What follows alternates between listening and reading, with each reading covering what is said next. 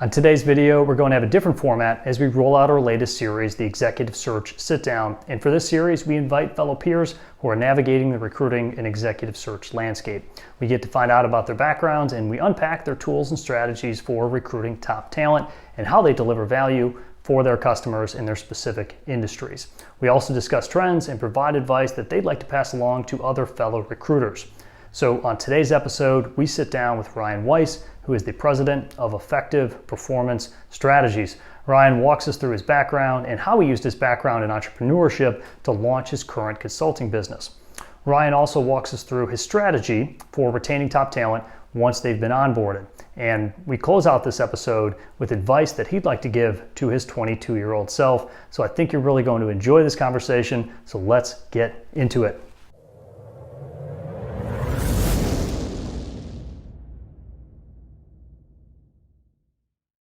All right, welcome everyone to the Executive Search Sit Down. Today we're sitting down with Ryan Weiss, the president of Effective Performance Strategies. Ryan, welcome to the show.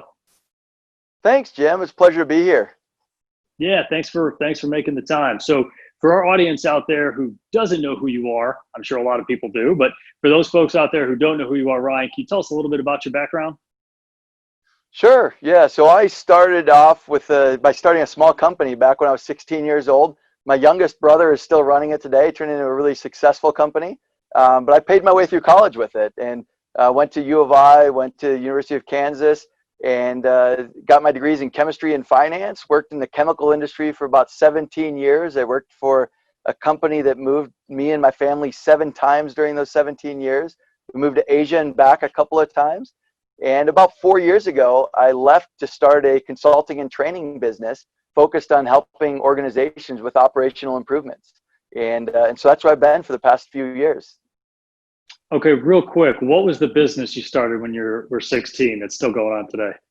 Yeah, so it's called Weiss Lawn Care. My youngest brother still runs it in Carroll Stream, and he's got about a dozen trucks now. He's got people going all over the place, and really turned it into a pretty significant business. So.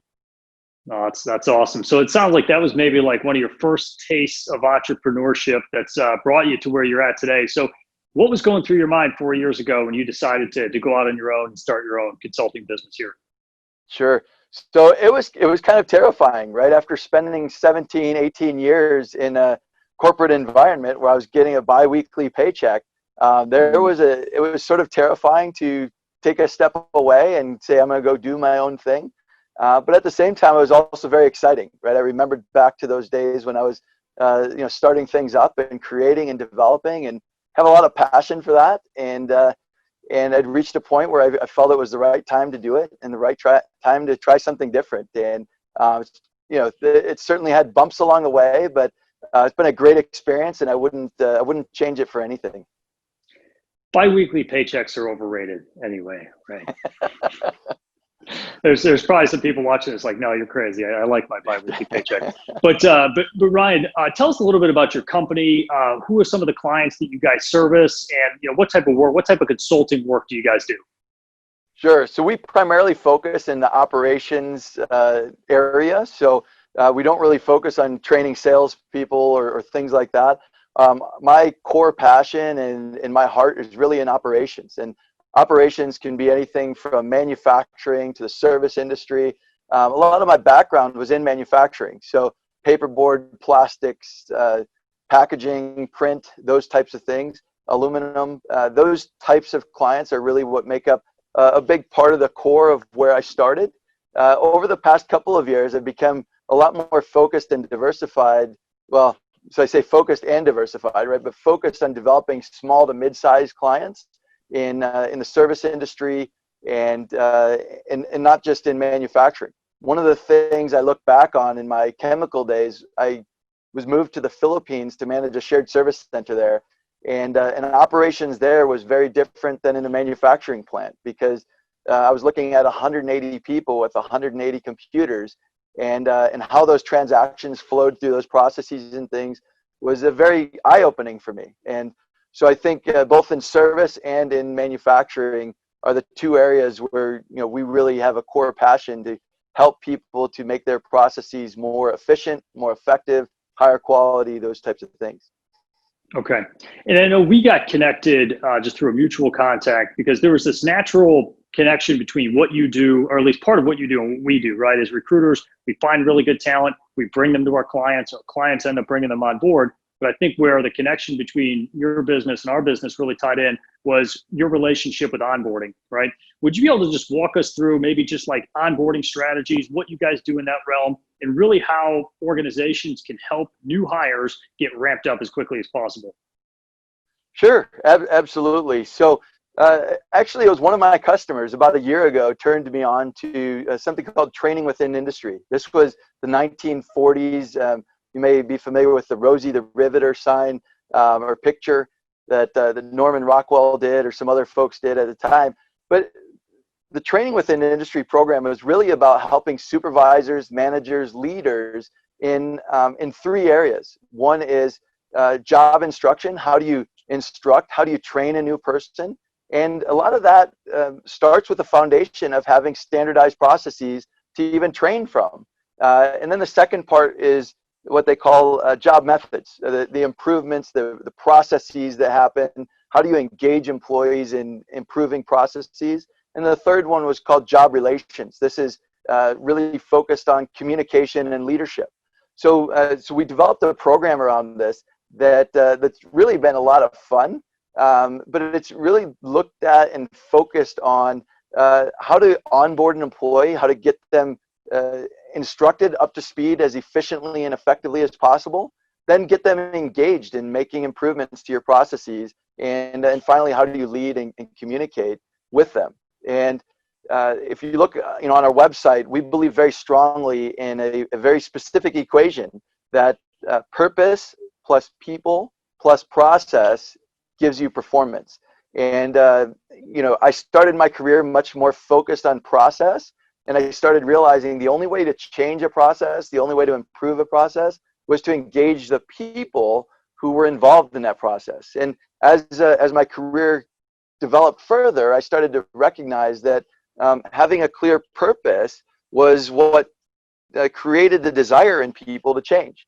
So we really believe very strongly in sort of that equation that the purpose that you have or your team has, plus the people that you have on your team, plus the process that you use to deliver value to your customers, is really ultimately what gives you performance.